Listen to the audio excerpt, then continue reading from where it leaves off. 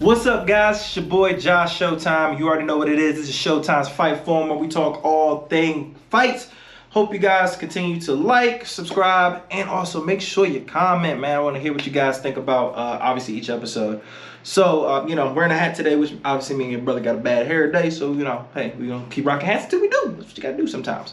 Now, today we're going to talk about UFC 292, okay? This is a big card. Big card that... It's unfortunate. We had a lot of dropouts for fights that we wanted to see, unfortunately, and just got like obviously the Ian Gary fight. We were getting a replacement, but we didn't get the fight that we actually was supposed to get. Cody Garbrandt, who's also supposed to be on this card, he got pulled out. What other fights was there? Cody. I think there's Cody. Oh yeah, it's supposed to be Jeff Neal. Obviously, I think those were. Oh yeah. Rob Font, Song Yadong, that was also supposed to happen. So yeah, it's not gonna be as good of a card as it was supposed to be previously, but it's still a pretty solid card, and I'm excited to talk about it. And like I said, this hasn't been the best year for the UFC as far as popular upticking fights, the big payday fights. It's not really that kind of year, but we've seen some really good fights, and we've seen some really crazy upsets. So I'm still enjoying this year. Now, as always, I already told you, I'm going to do picks every single year. I'm not every single year, every single pay-per-view. Doing well. I still have a winning record. Like I said, if you win some money on my breakdowns, make sure you cash out a brother, okay? Give me $1 or $2. That's all I ask for. Now, today also, with this card, it's going to be a tough finale. All right, I believe it's going to be, featherweight and... Nope, it's lightweight and it's bantamweight. And I'm going to be honest with you, I did not watch TUF this year. I normally watch... Here's the thing. I actually am one of the few people who love TUF. I watch TUF every year. This year, for some odd reason, I have not watched more than, I think, the 3rd episode. I'm going to eventually watch it, but I just don't know why I haven't. I just wasn't into it this year. I have zero idea. Maybe y'all trashing it has gotten into me. Who knows? But I haven't, and I do want to watch it because I actually am a fan of it, but it is what it is. But we have former contenders who used to be in UFC who are now coming back to win a spot. And we got Brad Katana, Cody Gibson. I'm just going to give quick picks with these. I'm not going to really do a full breakdown because I don't want this to be too long because y'all attention span is just as bad as mine. So I'm going to say, surprisingly, I'm going to say Brad Katana is going to win this fight. He's going to be back in the UFC. And hopefully he can, do better than he did his first outing because he had some potential and a little bit, I ain't going to say a lot of hype, but a little hype to him because he was undefeated and lost twice.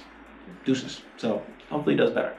Next fight after that is going to be Austin Hubbard and also Kurt Harbaugh. I'm going to say Austin's going to win this fight as well. I won't say I'm going to say Austin's going to win this fight.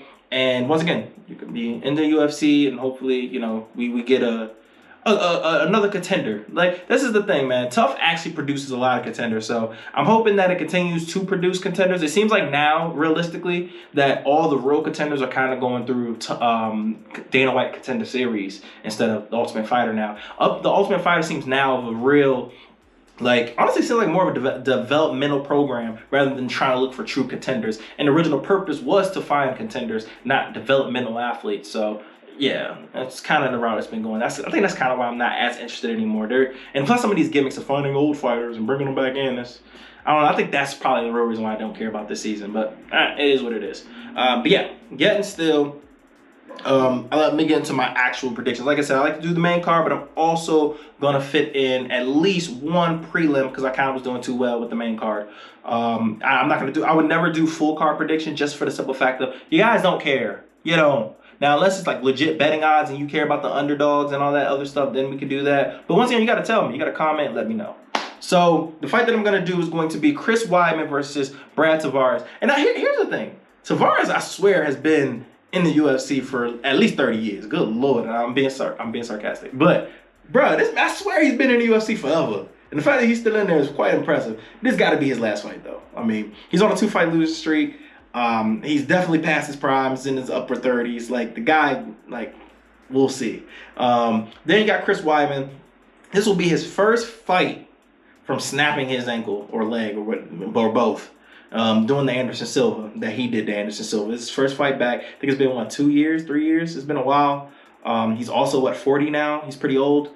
This is going to be either a retirement fight or, you know, he's going to, obviously, if he wins, he'll fight another time until he gets KO'd again, and then he'll probably retire. But yet and still, Chris Weidman, we already know. All-American wrestler. The guy's really good jiu-jitsu. He has decent enough stand-up. His chin is past gone. It's not there anymore. And yet still got good cardio, can push the pace. And like I said, very underrated striking, I'll say. Like, it's pretty good. His striking defense isn't the greatest, but he can put up some decent combos and, you know, get you out of there. So, and we already know his wrestling, grappling is top-notch. You guys don't want to see him there. Brad Tavares, he's primarily a striker, and that's preferred where he likes to be. So this guy fight is, I don't think it's going to be an easy fight to predict, just for the simple fact of, like I said, Chris Weidman's chin is gone. Brad Tavares can't hurt you. So I wouldn't be surprised if Chris Weidman does get knocked out. And also with the ring rust, you gotta start to adjust to your distance, get used to being in that cage again. Not to mention, his leg break was disgusting. Like, that can't go on. Like, we can't just sleep that. It was a nasty, gruesome break. You have to build confidence. Anderson Silva took steroids because he was so nervous about his leg healing. And Conor McGregor also took steroids because his leg was, he was scared about his leg healing. Like, it's a real thing. And you're 40. Like, bro, it's going to be a tough fight for Chris. Mentally, physically, I mean, he has a lot of work. He has his work cut out for him. But I will say the reason why I'm picking Chris Weidman in this fight is strictly because I think that the mental toughness and the fact that he has to go through battles. This camp is going to be battles, and I think that that's going to make him take the super safe route in this fight, which means he's going to go for takedowns. He's not playing with the stand up. I don't think. Going to turn into a grappling match, and he's going to get a decision. That's how I see this fight going. Unless, like I said, Brad Tavares catches him with something crazy, which is possible. So, yeah. Now, the first fight on the main card is a fight that I'm probably looking forward to the most out of this entire card. And, I mean, was this fight originally scheduled? Yeah, I think it was. And that is Chito Vera versus Pedro Munoz. This fight is going to be fireworks. Fire freaking works. It's only 3 rounds, which means Chito knows he has to go all in. He can't just simply sit back and take these rounds off like he has been doing with some of his 5-round fights. He got to get right into it. And we already know Pedro has never been knocked out ever. And he's fought some heavy, heavy hitters. And he hasn't been stopped. And that's Cheeto's kind of MO. He'll lose rounds just so he can get the finish. So one's got to give. The one person that don't get finished, or the person that has to get the finish to win. So, I mean, I kind of feel like I'm not going to say that's the only way Chito can win. Chito can win by decision. He can put up a good enough pace and put a lot of combinations together, and Pedro just honestly eats it for 3 rounds. That is a very big possibility. But yet still, it's just hard because Chito has power. So it's like, bro, if you're eating a lot, you're eventually going to get finished. But, you know, it depends. Pedro is a very good boxer. He has powerful strikes, and he can hurt Chito. Can 100% hurt him. So it's honestly a toss-up for me, man. Like, it's who lands first, who lands the hardest, and who has the best chin in this fight. So I will go against the grain, though, even with me all saying that, and saying that this won't be a fight that finish. I think it will be a unanimous decision win. I think it's going to be Chito Vera. And the reason why I'm picking Vera on this fight is strictly because he's more versatile in the strikes. I think he's probably the quicker of the two, and I like his footwork a little better. Now, granted, I could be wrong.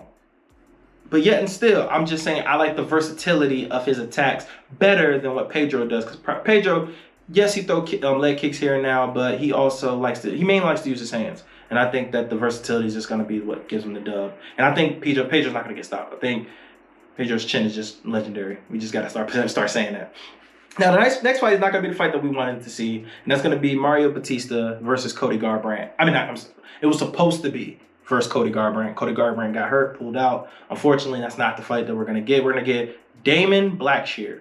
Seen a little bit of his tape, haven't seen a whole lot of it, but yet still, last-minute replacement. Mario Batista's on a winning streak. It's very solid ground game. I think that he's going to take the easy way out, take him down, and get the submission. I'm going to say either first or second round submission by Mario Batista, and then we'll move on from that. Now, Ian Gary, once again, had another person pull out. Supposed to fight not Neil Magny, but he was supposed to fight, why am I drawing a blank? Jeff Neal. And that was going to be fireworks. That was going to be bonkers.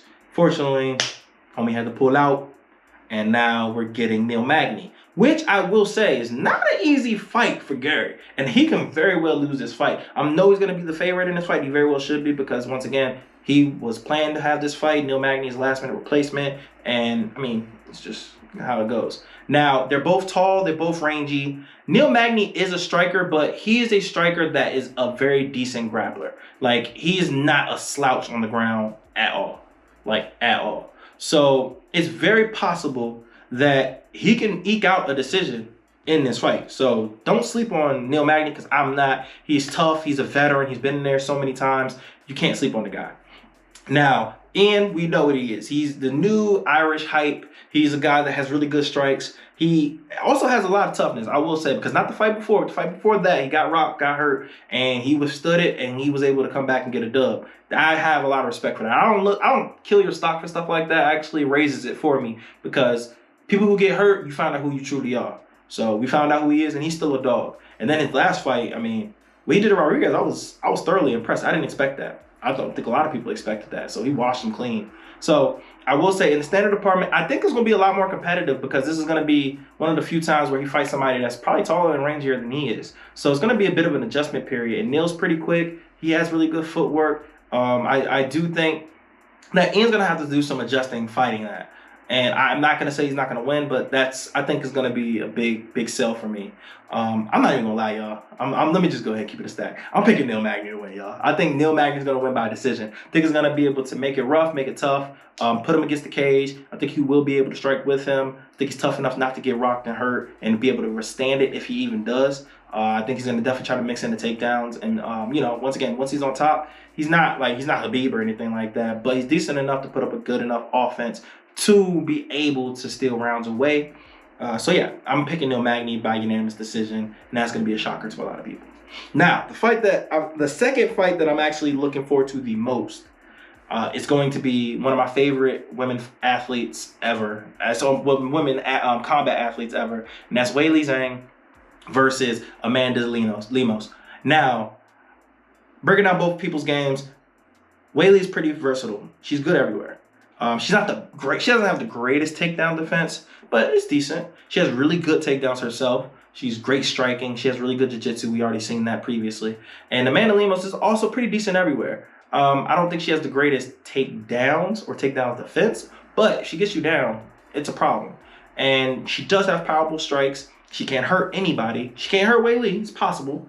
I believe she's a long, rangy fighter as well. So it's going to be a different fight for Weili, but I don't foresee her having too much of an issue beating her. I think she's the quicker fighter. I think that she has the better footwork. She's way more versatility in her game. And right now, Weili's in her prime. And she's tough. Like, very tough to beat. You have to be the elite of the elite to be able to beat Weili or land something dangerous, which is possible. But I don't think that's going to happen with Lemos. I think that Weili will win a very comfortable decision, or she's going to get a knockout. And I'm sticking with that. And if it's by a knockout, it's going to be a knockout by third round.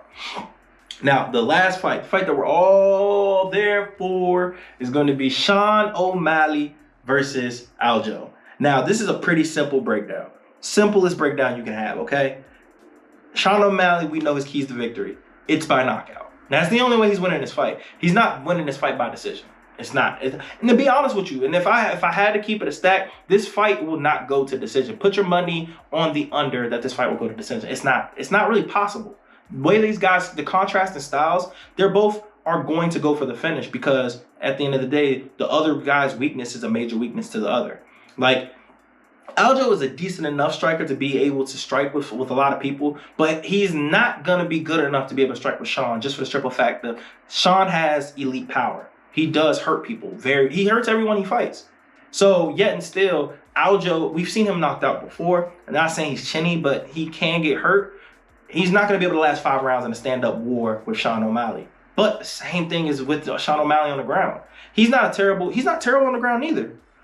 But there's levels. Aljo's a different breed on the ground, and he will ragdoll him, and he will get the submission. He will exhaust Sean O'Malley. He will make him tired. He will make him work.